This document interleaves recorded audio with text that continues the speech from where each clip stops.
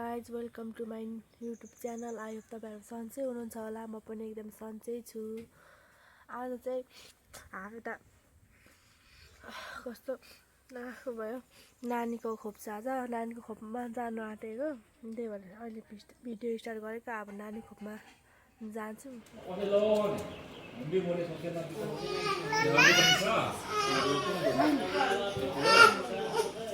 प्रिन्सको यस्तो सुई खोप काट्छ।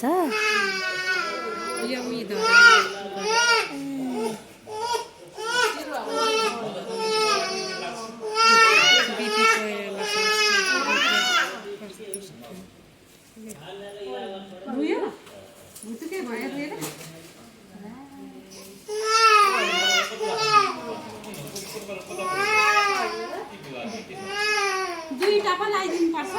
हजुर हजुर मुखमा खुवायो नि तीनटा मुखमा हाम्रो पालामा त एकपल्ट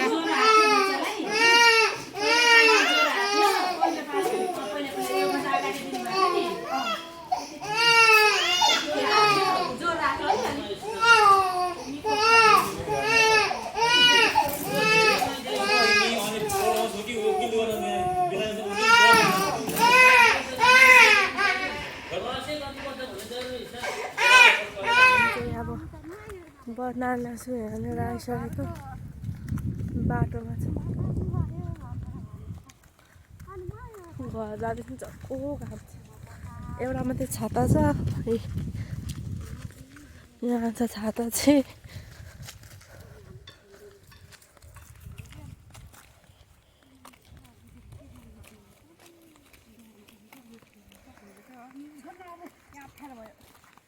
आमा कम त घाम छैन है।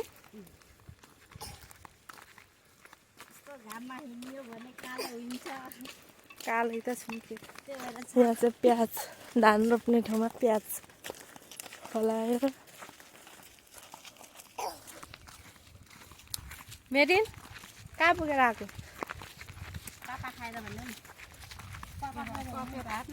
जताततै आँपै आँप, आँखाले भ्याएदेखि सबै आँप।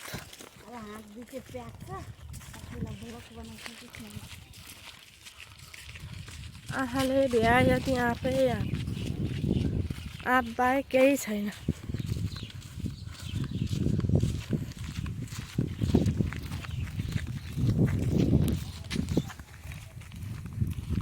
यहाँ चाहिँ मन्दिर बन्दैछ, मन्दिर।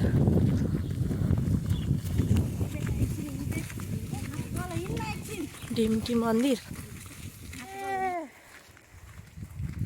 त्यही भएर पो म त बाख्रा चराउनु ल्याउँछु भनेको थिएँ।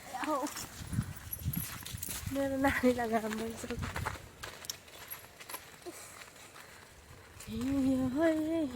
यो अरू बेला त ग्रुपै हुन्थ्यो होइन आन्टी?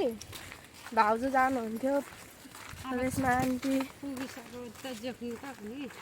हाम्रो मेरिनको ठिकै छ भने नि। ठिकै छ।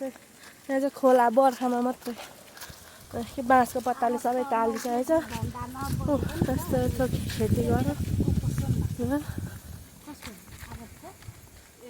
आरबलाई त कुपोषण लक्षण थियो क्या, भएकै त थिएन नि। अनि दबाई दियो नि त, दबाई खायो। नानीको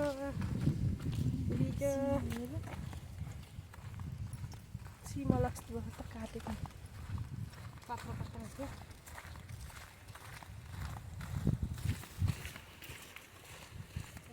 भिडियो यस्तै भयो। तपाईँहरूले like comment share and subscribe गरिदिनु होला।